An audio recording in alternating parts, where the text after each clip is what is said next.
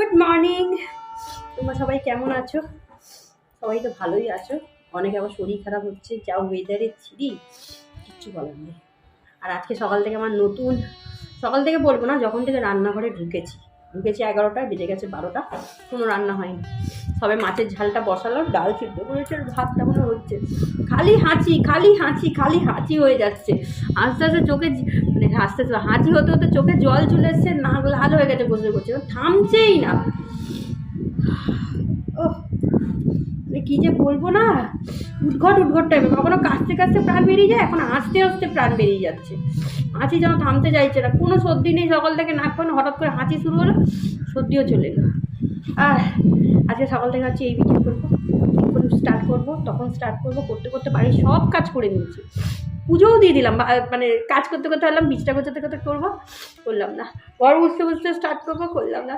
ভাবলাম ঠিক আছে চান টান করে পুজো দেবো, সেখান থেকে স্টার্ট করলাম, সেটাও করলাম না।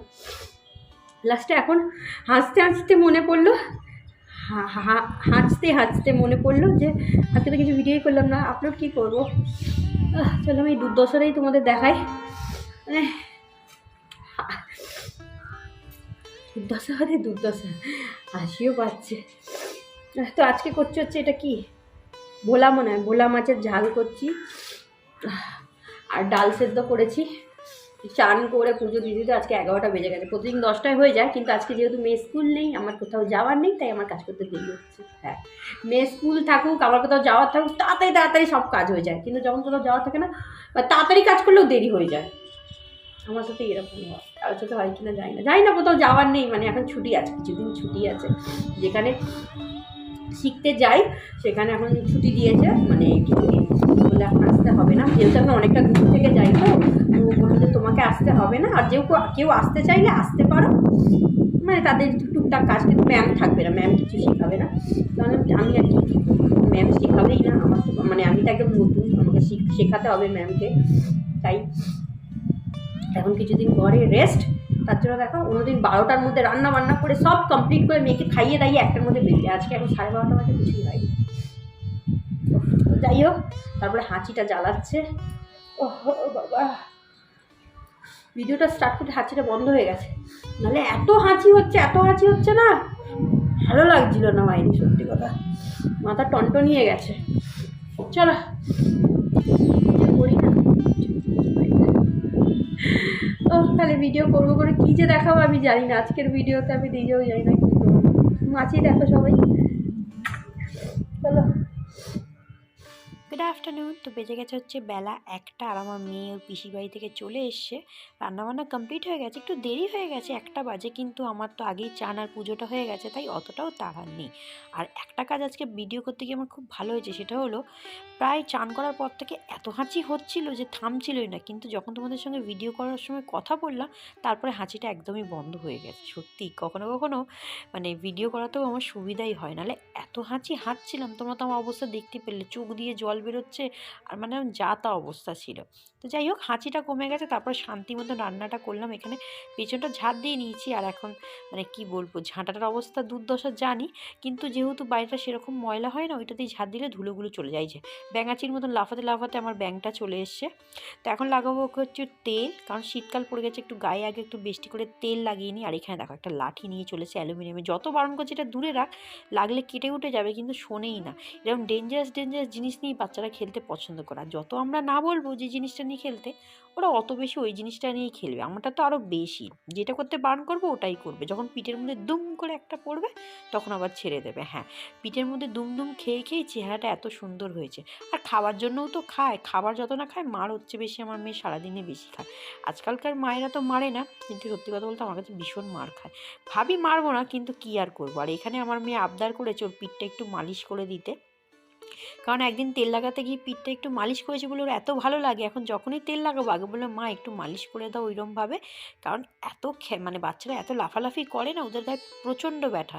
আমাদের তো বয়স হচ্ছে, সত্যি কথা বলতে বয়সটা তো আর কম হলো না, গায়ে হাত পায়ের ব্যথা হয়, কিন্তু বাচ্চারা এত খেলে না, ওদের গায়ে প্রচণ্ড ব্যথা থাকে।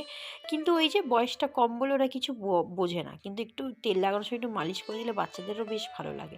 তো এরপরে খেয়ে দিয়ে দুপুরে মেয়েকে ঘুম পাতিয়ে আমি চলে এসেছিলাম একটু ছাদে রোদ ছিল, আর আর বেশ ঠান্ডা পড়েছে, যেহেতু সামনেই মকর সংক্রান্তি, সামনে কি কালকেই মকর সংক্রান্তি, তো ভীষণ হাওয়া চালাচ্ছে। কার কীরকম ঠান্ডা পড়েছে এলাকায় যাই না, কিন্তু আমার তো আর মানে রক্ষে নেই। তো দেখতে পাচ্ছ নাইটির ভেতর দিয়ে একটা কালো কালো কি দেখা যাচ্ছে, অনেকেই ভাববে ওটা ব্রায়ের স্ট্যাপ, সত্যি কথা বলতে কিন্তু সেটা নয়, ওটা আমি একটা ভেতরে টি শার্ট পরে নিয়েছি আমারই। তো বলতে লজ্জা নেই, যেটা সবাই ইউজ করে, নাম নিতে কি অসুবিধা বলো। তো ওটা আমি একটা ভেতরে টি শার্ট পরে নিয়েছি যাতে ঠান্ডাটা কম লাগে। আর রোদে এসে বসে এখন করছে একটা কাজ, সেটা হচ্ছে বরের যে পুরনো প্যান্ট বা ঘরে যেসব পুরনো জামা কাপড় ছিল যেগুলো একটু ছিঁড়ে ছিঁড়ে গেছে আর ব্যবহার করা বা পরা যাবে না, সেইগুলো দিয়ে এখন আমি বানাবো হচ্ছে ঘরে ওই ডোরম্যাট। বিশেষ করে আমি এইগুলো বানাচ্ছি হচ্ছে বাথরুমের সামনে দেবো বলে, কারণ বাথরুমের সামনে না ডোরম্যাটগুলো খুব তাড়াতাড়ি নষ্ট হয়ে যায়, কারণ ভিজে পায়ে বারবার নাবা হয়। আর এগুলো কত কিনবো, মানে 5 বছর হয়তো 500টা ডোরমেট কেনা হয়, সবচেয়ে বেশি বাথরুমের সামনে নষ্ট হয়, বাকি ঘরের যেগুলো আছে সেগুলো অক্ষতই আছে, সেরকমভাবে নষ্ট হয় না। আর বরের প্যান্টগুলো ছিঁড়ে যাওয়ার পর কি করব, শুধু বরের প্যান্ট না, এর আগে তোমাদেরকে আমার নাইটি দিয়েও দেখিয়েছি, নাইটি দিয়ে সুন্দর সুন্দর ডোরমেট বানিয়েছি। সত্যি কথা বলতে আমি যবে থেকে এটা শিখেছি আমি আর মানে ডোরমেট কিছুই কিনি না, সবসময় যতটা ভাবি সুন্দরভাবে বানানোর জন্য। তো এটা বানিয়ে টানিয়ে বেজে গেছিলো যে বিকেল 5টা, আর আজকে আমি আমার মেয়েকে দিয়ে সন্ধে দেওয়াচ্ছি, সেরকম কোনো কারণ নেই, ভাবলাম আজকে ওকে দিয়ে সন্ধে দেওয়াই, কারণ অনেক দিন একটু পুজো দেয়নি, তো মাঝে মাঝে ওকে দিয়ে পুজোটা দিলে ওর অভ্যেস থাকে। তো এখানে প্রথমে কিন্তু গঙ্গাজল গোটা বাড়িতে ছিটিয়ে দিয়েছে, যেটা ওকে বলে দিয়েছে, এখন হচ্ছে সন্ধে দিচ্ছে। তো যেহেতু তুলসী তলাতে এখন অন্ধকার, তাই এক দরজা দিয়ে আরেক দরজা, পেছনের দরজাটা খুলে আমাকে দাঁড়িয়ে থাকতে হয়, নাহলেও একটু ভয় পায়, যেহেতু এখন পুরো অন্ধকার, আম গাছের তলাটা দেখতেই পাচ্ছ কেউ গুটগুটে অন্ধকার। আর এছাড়াও অনেক পাখি টাখি বা পোকামাকড়ের আওয়াজ থাকে না, মানে জমের ভয় পায়, তো সেই জন্য একটু দরজাটা খুলে আমাকে দাঁড়িয়ে থাকতে হয়। তো বললাম চলো তোমাদেরকে একটু ভিডিও করে দেখিয়ে দিই আমার মেয়ে কত কাজ করে দেয়। হ্যাঁ সত্যি, যখনই আমার কিছু অসুবিধা হয় বা ভালো লাগে না, ওকে বললো পুজোটা দিয়ে দে। আজকে সেরকম কোনো কারণ ছিল না, এমনি ওকে দিলাম, যেমন অনেক দিন করেনি। তো দেখতেই পাচ্ছ গোটা ঘরে যেরকম আমি পুজো দিই, মানে গোটা ঘর ঘুরে ঘুরে ও ঠিক সেইভাবেই দেয়, দেখে দেখে শিখে গেছে, এটাই হচ্ছে ব্যাপার। তো যাই হোক, আজকে পুজোর ঝামেলাটা আমাকে নিতে হলো, ঝামেলা বলবো না, কেউ একটা কাজ তো থাকে, হাউস ওয়াইফদের কাজের কোনো শেষ নেই। আজকে সকাল থেকে ঘুম থেকে ওঠার পর থেকে একটার পর একটা করেই যাচ্ছি, সবাই করে, আমি একা না। আমি খালি ভাবি যারা অফিস বা জব করে তারাই ঘরের সমস্ত কাজ সামলে কীভাবে দৌড়ায়, তারপরে তো ওখানে গিয়ে বসের ঝাড়টার থাকে।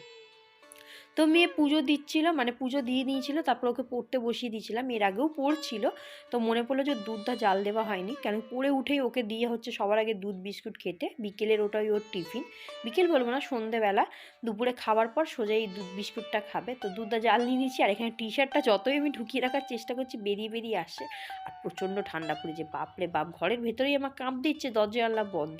তো দুধ তো জাল দিয়ে চলে এসেছি ওকে পড়াতে, আর বলতে না বলতে মেসেজ ঢুকেছে যে মেয়ের ফেব্রুয়ারি 29 তারিখ থেকে পরীক্ষা, সবে সেকেন্ড টার্ম শুরু হলো, থার্ড টার্মে ইনফরমেশনও দিয়ে দিল। আর কি বলবো, আর ছুটি করা যাবে না, স্কুলও প্লাস পড়াও। তো চলো আজকের ভিডিওটা আর বেশি বড় করলাম না, সেরকমভাবে সত্যিই কিছু ব্লগ করিনি, যেটুকু করেছি সেটাই তোমাদের সঙ্গে শেয়ার করলাম।